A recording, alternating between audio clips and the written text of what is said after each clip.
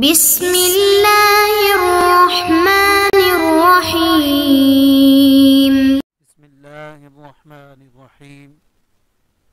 तारीख़ इस्लाम सबक नंबर 15। खुलफ़ाए राशिदीन में हज़रत उमर बिन ख़त्ताब रज़ियल्लाहु तआला अन्हु के हालात ज़िंदगी। इससे कबल हमने हज़रत सदीक़ अकबर अबू बकर सिद्दीक़ रज़ियल्लाहु तआला अन्हु के हालात ज़िंदगी के ऊपर रोशनी डाली थी। आज इंशाअल्लाह तबारक ताला हज़रत उमर के अवलियात में से नेज़ इनके हालात ज़िंदगी और फतूहात पर नज़र डालेंगे। हज़रत उमर रज़ियल्लाहु ताला अन्हु की बज़ाते ख़ुद इस्लाम के लिए बहुत ज़्यादा खिदमात हैं, और ये भी बात हम सब जानते हैं कि हज़रत उमर बिन ख़त्ताब अशरा मुबशरा में भी शामिल हैं। गोया ये अव्वलीन में से शुमार होते हैं, और आप रज़ियल्लाहु ताला अन्हु ने खिलाफत इस्लामिया को फतूहात के ज़रिए वुसअत अता फरमाई। और ये सब जानते हैं कि बैतुल मुक़द्दस तक हज़रत उमर के चर्चे थे, और ये भी सब जानते हैं कि हज़रत उमर के कई ऐसे मशवरे हैं जो सरकार दो आलम सल्लल्लाहु अलैहि वसल्लम ने तस्लीम भी किए और उनको इम्प्लीमेंट और एग्जीक्यूट भी किया। गोया आप रज़ियल्लाहु ताला अन्हु के बारे में नबी अकरम सल्लल्लाहु अलैहि वसल्लम ने फरमाया कि मेरी उम्मत का मुहद्दिस उमर है, और जदीद शोबे उसके बाद आपने मज़ीद तरक्याती काम, यानी कि अल्फाज दीगर अगर ये कहा जाए कि जितने भी सोशल वर्कर या फलाह बहबूद के हवाले से जो काम थे उन सब का बल्कि ज़्यादा से ज़्यादा मैक्सिमम सेहरा जो है वो हज़रत उमर पर जाता है। और इन उमूर को जो आपने सबसे पहले आगाज़ किया जिनका, उनको औलियात उमर में से नाम से ताबीर किया जाता है।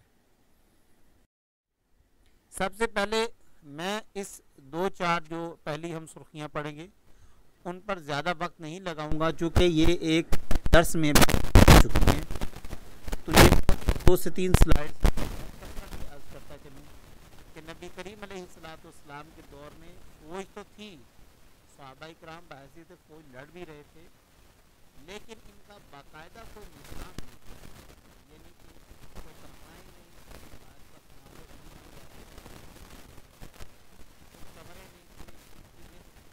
तरह की जो तकसीम थी वो नहीं थी। इसी तरह हज़रत सिद्दीक़ अकबर के दौर में भी रहा, लेकिन हज़रत उमर के दौर खिलाफत के आगाज़ में यही हाल रहा। लेकिन 15 हिजरी में हज़रत उमर इनकी सरकारी तनख्वाहें मुकर्रर की, इनकी रिहाइश गाहें, असलहा, तमाम चीज़ें जो है वो हज़रत उमर ने अपने ज़िम्मे आयद लीं, और इसका बाकायदा इदारा क़याम किया। फौज के साथ साथ ख़जाना अफसर, जिस तरह आप वजारत ख़जाना कहते हैं, इसी तरह काजी जो चीफ जस्टिस होता है, उसके बाद तबीब यानी कि आपका जो डॉक्टर होता है, इसी तरह जर्राह वगैरह, ये तमाम शोबे और ये तमाम बाकायदा पोस्टें जो हैं वो आपने वो अनाउंस की, और उस पर बाकायदा भर्ती हुई और लोगों ने उसके ऊपर अपने फ़राइज़ अंजाम दिए। महकमा पुलिस भी इसी तरह था, इसकी भी कोई तरतीब नहीं थी। अब चूँकि इस्लाम की वसअत हो चुकी थी और अब दूसरे गैर अरब में जो है वो मुल्क में इस्लाम जा चुका था, वहाँ पर फतूहात का एक दायरा था, वसी होता चला जा रहा था। तो अब अंदरूनी मामलात को जो है वो बेहतर बनाना था, तो उसके लिए क्या किया गया कि एक पुलिस का इदारा कायम किया गया, और उस पुलिस के इदारे को चलाने के लिए आपने एक बाकायदा फ़ोर्स का इंतज़ाम किया, जिसके ज़िम्मे कुछ काम लगाए, और उसमें जो सबसे DIG या IG लेवल का जो बंदा होता था उसको साहिबुल अहदास करार दिया। हज़रत उमर ने बाकायदा इस पर हज़रत अबू हुरैरा की ड्यूटी भी लगाई, जो कि पुलिस के इख्तियारात इनके हाथ में थे। ये तमाम मामलात को देखते थे। दुकानदार सही काम कर रहे हैं, कहीं से कोई सड़क मकान जो है वो को बनाने वाला तो नहीं है, कोई जानवर किसी पे ज़्यादा बोझ तो नहीं डाला जा रहा, कोई शराब के कोई अड्डे तो नहीं खुले हुए। लिहाजा ये तमाम मामलात यानी कि अंदरूनी, जिसे हम कहते हैं ना कि सुकून या अंदरूनी जो है वो अमन, उसके लिए आपने एक मुख्तसर सा इदारा कायम किया। फिर जेल खाने के हवाले से देखा जाए तो जेल खाने के हवाले से कुरान पाक में हमें बाकायदा इसकी एक मिसाल मिलती है। हज़रत यूसुफ़ के ज़माने में भी देखें तो जेलें तो थीं और जेल का जिक्र भी मिलता, लेकिन अरबों के यहाँ इसका कोई तसव्वुर नहीं था, बाकायदा तसव्वुर कोई नहीं था। इसी तरह जना के हवाले से कुरान पाक में जो हुक्म नाजिल हुआ था कि क्योंकि उस वक़्त अरब के यहाँ तो थी नहीं जेल, तो लिहाजा ये हुक्म आया कि इनको इनके घरों में नज़रबंद कर दिया जाए जब तक कि ये दुरुस्त ना हो जाए या फिर उनको मौत ना आके पकड़ ले। इसी तरह हज़रत उमर ने बाकायदा इसकी ज़रूरत महसूस की और 4000 दिरहम पर आपने जो है वो एक जेल खाना ख़रीदा, जो कि सफ़वान बिन उमैया का मकान था, उसको बतौर जेल के उन्होंने इस्तेमाल किया। तो उसके बाद फिर अरब में भी जो है ये जेल का निज़ाम बाकायदा तौर पर काम करना शुरू कर दिया। अब आ जाता है बैतुल माल पर। तो बैतुल माल हज़रत सिद्दीक़ अकबर के दौर में बना, लेकिन उसमें इतना माल जमा नहीं होता था, चूँकि उसमें तकसीम ज़्यादा हो जाता था, तो वो बिल्कुल ही बैतुल माल खाली रहता था। बल्कि यहाँ तक कि जो घर उन्होंने लिया हुआ था बैतुल माल के लिए, जो मखसूस किया हुआ था, वो खाली रहता था, वो मतलब बंद ही पड़ा रहता था, उस खुलता ही नहीं था, क्योंकि जो माल आता था मस्जिद नबी में वही तकसीम हो जाता था। लेकिन हज़रत उमर ने ऐसा नहीं किया। उन्होंने बाकायदा हज़रत उमर के दौर में बहरीन से खतीर रकम मिलने के बाद बैतुल माल का बाकायदा निज़ाम का आगाज़ हुआ और हज़रत अब्दुल्ला बिन अरकम को इसका निगरान बनाया गया। ये वही अरकम है जिनके घर को जो है वो दार अरकम करार दिया गया था। तमाम सूबाजात और अहम मकामात पर मरकज़ी बैतुल माल की ज़ेली दफातर कायम किए गए। वो सिर्फ ये नहीं था कि मक्के में कायम कर दी एक मदीना, नहीं, बल्कि जहाँ जहाँ पर गवर्नर मौजूद हैं, जहाँ जहाँ पर उसकी ज़रूरत थी, बाकायदा उसका दफ्तर बनाया गया। और ये एक साथ ये जो हमने पीछे जिक्र की हैं पोस्ट जो आपने निकाली थी, जर्राह की, डॉक्टर की, काजी की, ये सिर्फ ये नहीं था कि ये सिर्फ मदीने की हम बात कर रहे हैं। इससे मुराद ये है कि जहाँ जहाँ पर इस्लाम की हुकूमत थी, जहाँ जहाँ पर इस्लाम उस वक़्त जो है वो फैल रहा था, वहाँ वहाँ के गवर्नर को ये हदायत थी कि इन तमाम शोबों को आप भी वहाँ पर राइज करें। गोया इस्लाम का जो अब ये दायरा कार बहुत वसी होता चला गया। तो अब ये बात मक्के और मदीने तक महदूद नहीं थी, या मिस्र, शाम, इराक़ तक नहीं थी, ये तो आगे चली गई थी, रोम तक चली गई थी, इधर से स्पेन और इधर से फिर आगे बगदाद, ये बहुत दूर तक निकल चुकी थी।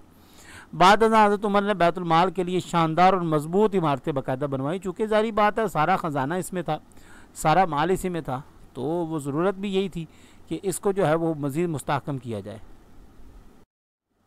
नए शहरों का आबाद करना, हज़रत उमर के बारे में ये बड़ी खूबसूरत बात मिलती है। वैसे तो सारे सहाबा ने ऐसा किया, ये नहीं है कि हज़रत उमर ने ही किया, लेकिन हज़रत उमर की औलियात में से ये शामिल है कि इन्होंने जिस शहर को भी फ़तह किया उसको बाकायदा न सिर्फ आबाद किया और आबाद करने के लिए उसको तकसीम कर दिए। जिस तरह बसरा था, कुफा था, फस्तात था, मूसल था, जज़ीरा वगैरह शामिल थे। ये तमाम जो शहर थे इनके अंदर सूबों का क़याम किया, तहसील बनाई, ये सारा जो ये सिस्टम बनाया जिसमें ज़मींदारी भी आ जाती है, जिसमें काश्तकारी भी आ जाती है, जिसमें बागात भी आ जाती हैं। ये तमाम मामला जो हैं वो आपने बाकायदा, ये बहुत बड़ा निज़ाम है। आप यकीन करें कि ये एक दफ़ा कहना देखिए मुँह से बड़ा आसान होता है कि जो है वो शहर आबाद किए, लेकिन देखें शहर आबाद करने के लिए बड़ी चीज़ें रिक्वायर्ड होती हैं, बहुत इदारे रिक्वायर्ड होते हैं, मतलब हर चीज़ रिक्वायर्ड होती है। आप देखें जनाब उमर की कितनी बारीक बीनी है कि एक शहर को अगर पता किया है तो उसको आबाद करने के लिए वहाँ पर सबसे पहले तो काजी होगा, वहाँ से अमन कायम करने के लिए फ़ौज होगी या पुलिस होगी। ये तमाम चीज़ें जो हैं वो आपने बनाई थी।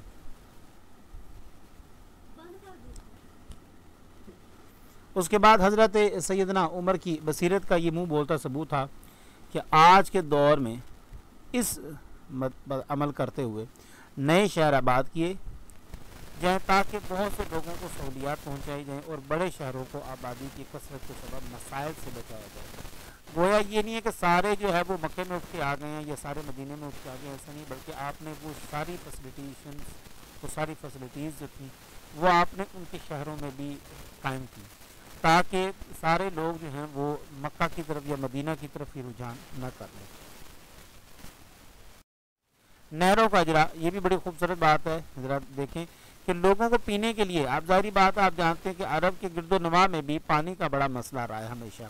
अगर जो वहाँ पर समुंदर दरिया है लेकिन उनका पानी ऐसा नहीं कि उसको पिया जा सके, लिहाजा वहाँ पर भी हज़रत उमर ने ख़ास तौर पर ये काश्तकारी के हवाले से बड़ा अच्छा इक़दाम था, आपका ज़राअत के हवाले से बड़ा अच्छा इक़दाम था। उसकी ज़रूरत को पूरा करने के लिए हज़रत उमर ने बाकायदा नहरों का इजरा किया, नहरें निकलवाई।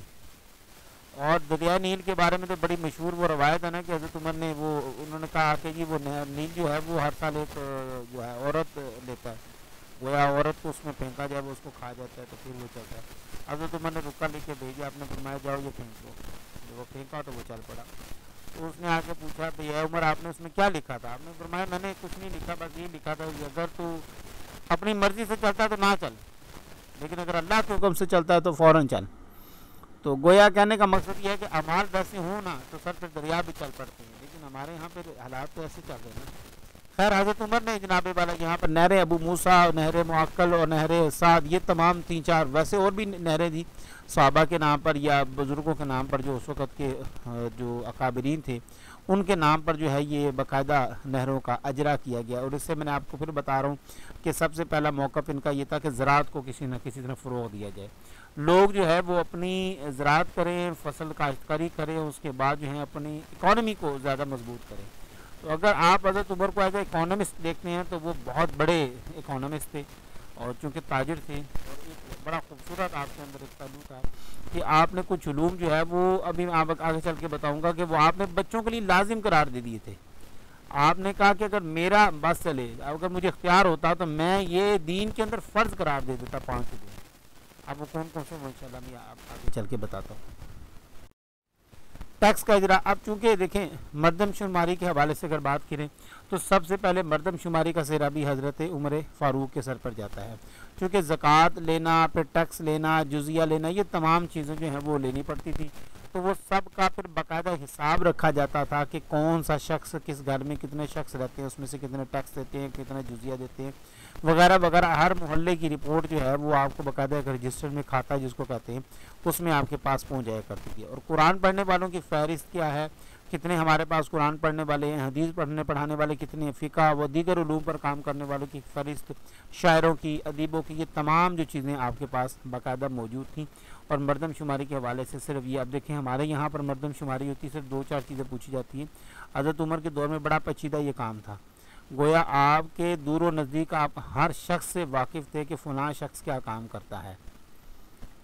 उशर यानी 10% टैक्स का इजरा। अच्छा, ये बड़ी खूबसूरत बात है।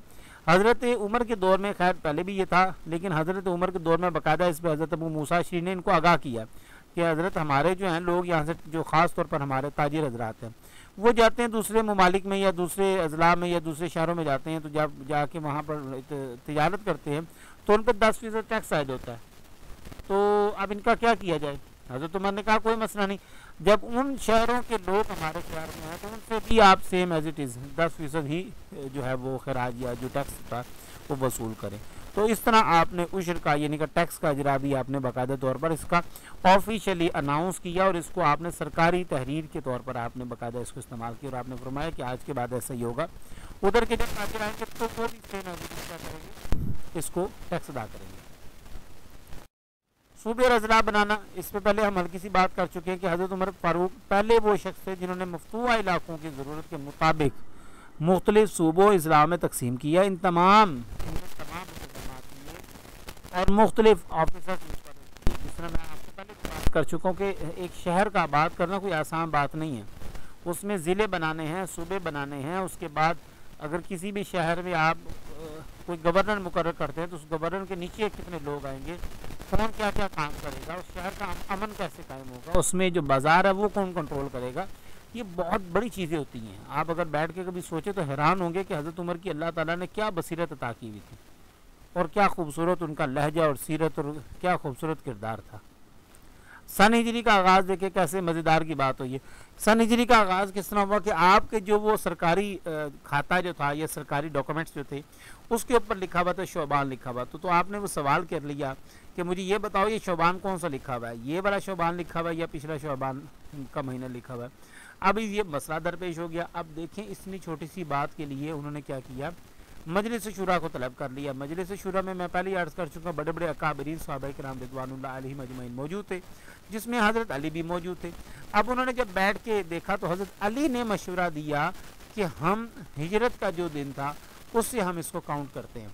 अच्छा, लोग जो हैं इसको जो हिजरत सन हिजरी है वो हज़रत उमर की तरफ मंसूब करते हैं, लेकिन असल में हज़रत अली ने इसका मशवरा दिया था और बाकायदा इसको आपके मशवरे को तस्लीम भी किया गया और हज़रत उमर ने इसको सरकारी तौर पर ऐलान इसका किया। तो अगर देखा जाए तो आइडिया ये हज़रत अली शेर खुदा रज़ियल्लाहु ताला अन्हु का था। आइमा और मुअल्लिमीन की तनख्वाह, अब इससे पहले जो है वो उलमाए किराम को, जो उस वक़्त के उलमाए किराम या मुअल्लिमीन जो पढ़ाते थे, उनकी तनख्वाहें मुकर्रर नहीं थी, लेकिन हज़रत उमर ने बाकायदा एक चूँकि इदारे बना रहे थे तो आपने ये मुकर्रर किया कि आइमा को और मुअल्लिमीन को बाकायदा इनकी तनख्वाहों का तकर्रर किया जाएगा और इस तरह मुअल्लिमीन कुरान की तनख्वाहें भी मुकर्रर की जाएंगी जो कुरान पाक को पढ़ाते हैं। अच्छा, इसमें मकसद ये नहीं था कि इनको तनख्वाहें मिल रही हैं तो ये पढ़ाएंगे, इसका मकसद ये था कि ज़ाहिरी बात है एक शख्स सारा दिन कुरान की तालीम देता है तो वो अपना रोज़ी रोटी छोड़ के बैठ जाता है, वो फिर उस तरह तिजारत नहीं कर पाता, वो दूसरे मामलात को नहीं चला पाता, तो इसलिए उसका जो है वो वजीफ़ा मुकर्रर कर दिया गया। ये उसी तरह जिस तरह हज़रत अबू बकर सिद्दीक़ का वजीफ़ा बाकायदा मुकर्रर हो गया था कि आधी बकरी का गोश्त और इसी तरह कपड़े और ये वो दूध, ये चीज़ें जो है वो मुकर्रर कर दी गई थी कि अगर खलीफा तिजारत करके अपनी रोज़ी रोटी कमाएगा तो फिर मुझे बताएं कि खिलाफत कौन चलाएगा। तो ये हज़रत उमर ने हज़रत अबू बकर सिद्दीक़ के दौर में ये जो है मसला हल कर दिया था और बाकायदा हज़रत सिद्दीक़ अकबर को भी मना किया था कि आप जाके अब तिजारत ना करें, आप बल्कि इधर तवज्जो दें। तो लाजमी तालीम का हुक्म दिया हज़रत उमर ने बाकायदा। और ये देखें यहाँ पर वो बात हल्की सी आगे जिसका मैं पीछे जिक्र कर चुका हूँ। इन्होंने हर जगह ताकीद की और हुक्मनामे भिजवाए कि कुरान हकीम के सही एराब के साथ पढ़ाया जाए और बदुओं के लिए कुरान हकीम की तालीम का इंतज़ाम के लिए इसका हसूल इसके लिए इनके लिए लाजमी करार दे दिया जाए और कबाइल में जाकर इम्तहान लेने और कुरान का कोई भी हिस्सा याद ना होने पर बाकायदा उसको सज़ा का जो है वो निज़ाम राइज करें। और तमाम इस्लाम में बच्चों को ये वो बात है जिसकी हम बात करते हैं, शाह सवारी, किताबत, और इसमें दो चीज़ें और भी हैं। एक आपने फरमाया कि मेरे अगर इख्तियार में हो तलवारबाजी, घोड़सवारी, नंगे पाँव पत्थरों पर चलना या पहाड़ों पर चलना, और उसके बाद तीर अंदाजी, और उसके बाद लिखना पढ़ना। ये 5 वो उलूम हैं जो मैं हर शख्स के लिए क्या कर दूं, लाजिम कर दूं। मसाजिद में रोशनी, हज़रत उमर बिन खत्ताब से पहले मस्जिद में इतनी रोशनी नहीं होती, सिर्फ नमाज के वक्त रोशनी हुआ करती थी, लेकिन आपने बाकायदा इसमें रोशनी का इंतज़ाम किया। और एक दफ़ा हज़रत अली भी रमज़ान मुबारक में मस्जिद के पास गुजरे तो वहाँ कंदील रोशन थी, तो आप रज़ियल्लाहु ताला ने फरमाया कि अल्लाह ताला हज़रत उमर की कब्र को रोशन कर कि इन्होंने हमारी मस्जिदों को क्या कर दिया, रोशन कर दिया। अब यहाँ पर मुख्तसर सा खुलासा देखते हैं। तो हज़रत उमर बिन खत्ताब रज़ियल्लाहु ताला अन्हु सहाबा में वो शख्सियत हैं जिनके बारे में फ़रमाया गया कि मेरी उम्मत का मुहद्दिस हैं, जिसना मैं पहले बयान कर चुका हूँ। हज़रत उमर वो सहाबी हैं जो अशरा मुबशरा में भी शामिल हैं, ये भी उनको सआदत हासिल है। और हज़रत उमर ही वही शख्सियत हैं जिनके दौर में सबसे ज़्यादा इदारे कायम हुए और सबसे ज़्यादा फतूहात और तरक्की इनके दौर में सबसे ज़्यादा हुई। तो मैं अगर यूँ कहूँ कि उसको इस्टेब्लिश्ड कर दी थी इन्होंने हर चीज़, तो इसमें कोई कबाहत नहीं होगी। अज़ीज़ तलबा, यहाँ पर हमारा दर्स मुकम्मल होता है। अपनी दुआ में याद रखिएगा। जज़ाकल्लाह, अल्लाह हाफ़िज़।